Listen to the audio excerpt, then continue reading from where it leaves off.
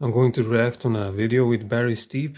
Here, there's some topics I've talked about on the streams on my channel, sometimes on my vlog, and it's very fascinating because it confirms a lot of my own theories. It's about, channelings and, humans being limited in their potential on purpose and all of that. Especially the part with I want to pause quickly here. This dude, I known about him for over a decade actually in the New Age movement when I was into that. He goes on by the name of Bashar. The entity is summoning, or channeling, and he is. It's funny, interesting here because a lot of people, yes, think all of these channelings and it's just mumbo jumbo and just made up, and people just get into personas and just act. And here they are actually finding, they're showing, I think it's a neurologist that is actually doing research on his brain when he does the channelings, and it really turns out that he is activating a part of his brain that disconnects his sense of self. So he becomes a collective consciousness in a way, and something else enters his mind and speaks for him, and it can be proven by the machines they are testing. It's amazing because when I was, on this vlog, I do a lot of personas. I used to be called Persona Aspect before I changed my name to Autistic Interlooper. And it was all about personas, getting different personas, expressing different aspects. And sometimes I go into these divine aspects, or I call them divine personas. And it's so weird because I've been thinking about it lately. It's like when I do it, it's like my brain is hijacked. I stop being the normal me. It's something else, collective consciousness or something higher that enters my mind. And I start speaking, like I'm another person. It's not the normal me anymore. And sometimes when I go through my edits, I don't even remember the stuff I said. It's like, whoa, when did I say that? I don't even remember saying that. I was aware I was being recording myself, but I didn't remember what I said, So this really confirms everything about channelings, that some of us are in tune with higher realities and other frequencies, and can channel higher selves or version of ourselves, or even other entities that are higher up in frequency, to put it that way, not dimensions or frequency ranges, where realities, whatever you want to call it, beyond the normal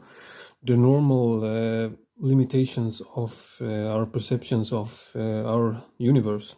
So they go on to this here, so I recommend you guys who are into these topics, the few people who like these topics, to subscribe to my channel, to watch this. I implore you to watch this. Very fascinating. For the past 40 years, I have been channeling an extraterrestrial entity that we call Bashar. Bashar is a first contact specialist from his civilization, which is called Ethasani, which is in a parallel reality. If we were to overlap their reality with ours, his planet would be about 500 light years in the direction of the Orion constellation.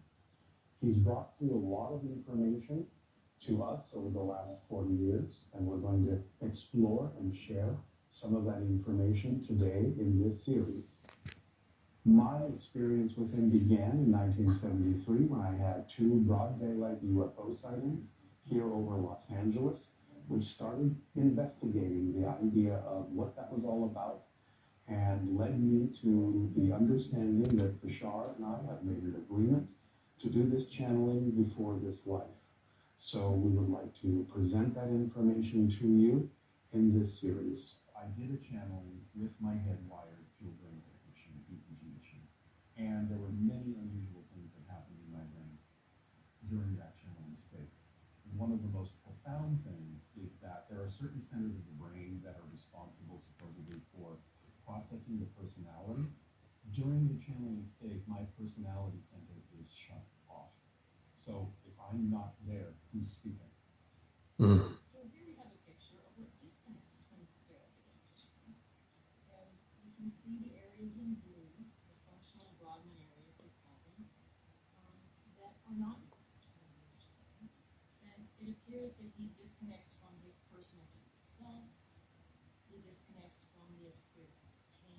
Now, what increases when he begins to share is, first of all, his processing speed. And processing speed is a very interesting phenomenon because what happens is it develops early in childhood. And by about the age of 5 or 6, and certainly 9 or 10 maximum, we reach a set point. And this set point doesn't usually change during the lifetime. And in Daryl's case, it actually went up when he began to share. And it increased when he listened. The actual frequency of the processing speed was tuned to an exact frequency all over the brain.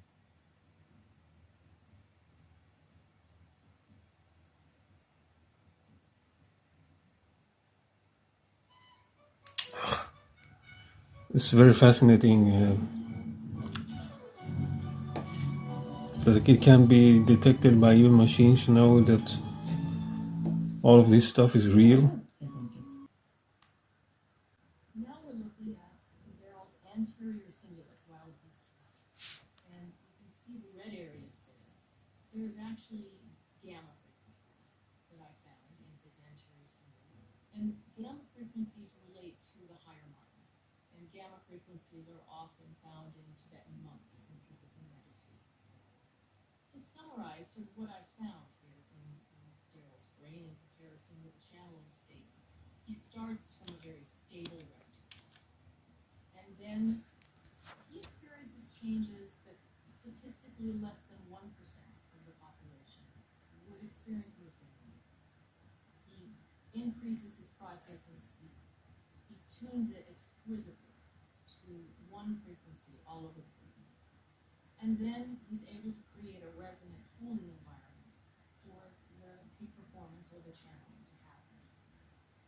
He pumps energy into the right frontal cortex and the right auditory cortex so that he can empathize and hear very, very clearly. And because of the gamma frequencies in the anterior cingulate, he can shift gears. He'll be able to shift gears and navigate cognition, thoughts, and emotions very, very flexibly.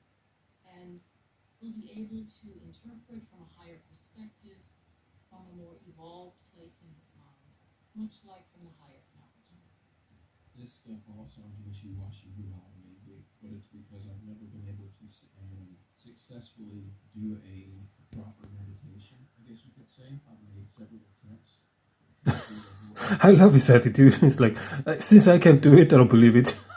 It's like, if it doesn't work for me, it's not real. At least he's honest about it.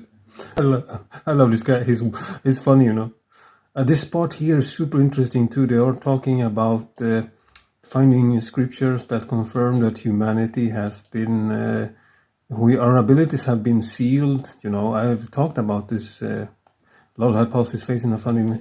Humanity has been sealed. I was talking about this in my live streams, previous live stream that was 2 hours long. That we have all this divine potential and divine abilities inside of us. We can untap it, but it's like we've been sealed in a way, and they think they even found like a chromosome that's been implanted in our. They will show that in the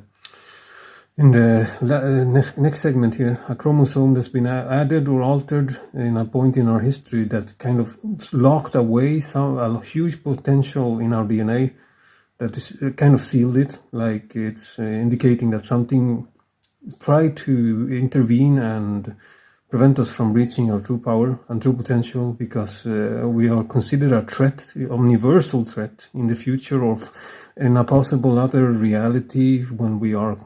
I suspected this all along, to be honest, that we have been sealed, like putting the limiters on us, like in anime characters are too powerful, they put limiters on them, and we need to break free. We need to break these limiters. I'm one of these guys who are very really trying to break free, the limiters, and helping humanity to break free too, so we can all go beyond and into something new and see our true potential unleashed.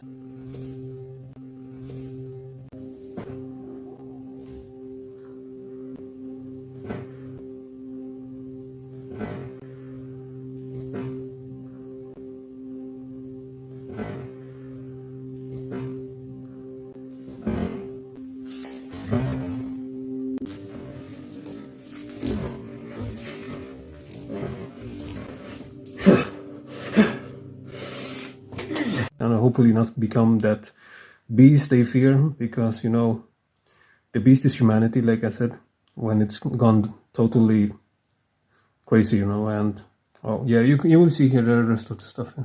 You could drop it. I believe that this thing is watching us. What civilization was 6,000 years ago? Sumerian. The Sumerians. Sumerians. Now they're talking about that with the Sudden, out of nowhere, Right. limiters on humanity. in a short period of time, you know, obtains and learns all this knowledge. According to the book of Enoch, which is one of the apocryphal books left out of the Bible, but he's important because he's mentioned in the Bible. Enoch, the book of Enoch. These beings came from heaven to earth, and then they even named they have names. They taught human beings how to technology, how to make weapons, how to even make beer and all this other crazy stuff. And then they took Enoch on a trip to the Earth's atmosphere and beyond, and he saw the Earth and the shape of the planet as a sphere, and how he saw that he was living on a giant ball, and then brought him back. Flat Earthers not gonna like This that. is all in the book of Enoch. The only Bible that has the book of Enoch in it is the Ethiopian Bible. It's the only Bible in the world that actually incorporated the book of Enoch into their canonized text. The rest of the biblical Bibles omitted the book of Enoch. Now we can go back a little further as of recent, because we go back to Tepe and Derinkuyu in Turkey. We know now 13,000. This is the Atlantean Wars. Everybody's trying to figure out what happened. It's in the book of Deuteronomy in the Bible. So all the wars are right there. But you say a lot of this was omitted from the Bible. He's right. They talked about us becoming a threat in the Sumerian tablets. In the myth of Adapa, they talked about it. They talked about it in the Aziz epic. They talked about it in the epic of Gilgamesh. All these tablets, they talk about us potentially rising up and even superseding them. This is an ancient tablets. That's why Together, people. wow, what is going on here? I think it's watching us, and I believe that it's using quantum entanglement to transmit everything in real time, what's going on Earth, back to home base at Boetis. And that this could be the gravity civilization that we're talking about. When he says it's watching us and transferring everything back, I believe he's talking about the Black Knight satellite. That's what he thinks that thing is there for. That's what its purpose is. I wish that I had all of the information that Billy Carson has in his head. I wish that I could retain the information that I read. Yeah, it's very interesting. This video was very interesting because it aligned with everything I've been talking about lately on my streams here, when I have my streams on my vlog about the aliens, the different timelines, reincarnation, the soul, you know, all of that. It's very fascinating that this video showed up in my feed, you know, the day after. So synchronicity, guys, the way of the Creator to speak to us through the master numbers, and very fascinating.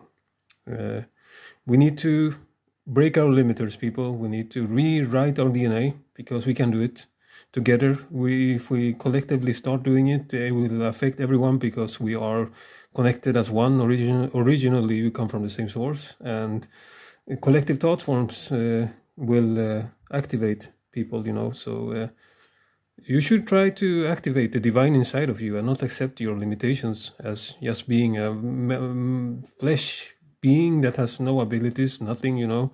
Just my opinion. They estimate that one human body can store 13.5 billion years of data. Everything that exists, everything that's happened since the beginning of time is stored inside of your individual body and minds as well. We're a walking universal library. We are the way for the universe to figure out and explore the third dimension and understand what it's like to be and live in the third dimension as every individual living thing. And we're all connected through this quantum entanglement. Every single thing that exists is all connected. Space is an illusion. Distance is an illusion. Separation is all an illusion. What do you mean it's an illusion? We appear to be sitting in two separate chairs with a space in between us, but we're all atoms on an energetic grid that's connected and has always been connected. So the space in between us appears to be a distance, but if you go on the quantum level, you discover that we're both local. This entire universe is made up of a complete holography. We're living in a fractal holographic matrix, a matrix of light. And it doesn't take away from there being a creator, because what I'm telling you about is the method used to make this creation. This goes back to me to the Dolores Cannon stuff, because what she kind of preaches is that you have a lot of lives that you're going to live throughout your existence, that you're going to die, go up to a location, I guess you could call it a type of living room, and then you're going to re-enter into a new existence, a new life, sometimes on other planets, but sometimes times on earth, and you're going to experience what that life offers you in order to gain some greater understanding and reach a certain level of consciousness. But it's interesting. Yeah, that's the entire starseed concept, you know. About that because I'm a little If bit you heard about it. what he talks about when I do the Dolores Cannon stuff because a lot. 1920 is when everything pretty much changed. They started changing every single thing. They started removing certain parts of the history. They started rewriting the history. 1920s is about that time. Educational system started changing everything. Rockefeller educational system started changing everything. So if you find books, you want to find books before 1920s. Because if you don't find books before 1920s, you're usually being told a bunch of nonsense. And you look at a lot of the free energy books too, and everything related to the ether, that's before 1920s. The ether was removed from the periodic table after 1908. Every book you look into talks about ether and terrestrial magnetism and all of these things. 1908, that was removed off the periodic table. And that was removed so that people would not believe in the ether. They would think it's woo-woo. They would think it's pseudoscience. Those are all terms of the Rockefeller educational system. Coming up with terms to debunk the truth and debunk what we were once connected to. Then when you get rid of ether, you get rid of everything related to the fifth element and the quantum. Yeah, science is not humanity's friend. I've been telling you that you can't trust science. It's keeping us back. I'm talking about conventional science, not all science. I'm talking about how they teach about reality being true, you know.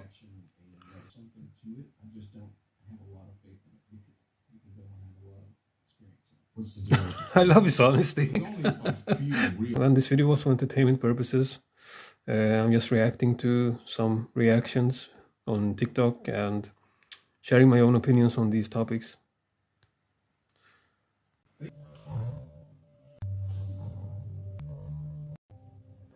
Rabbit.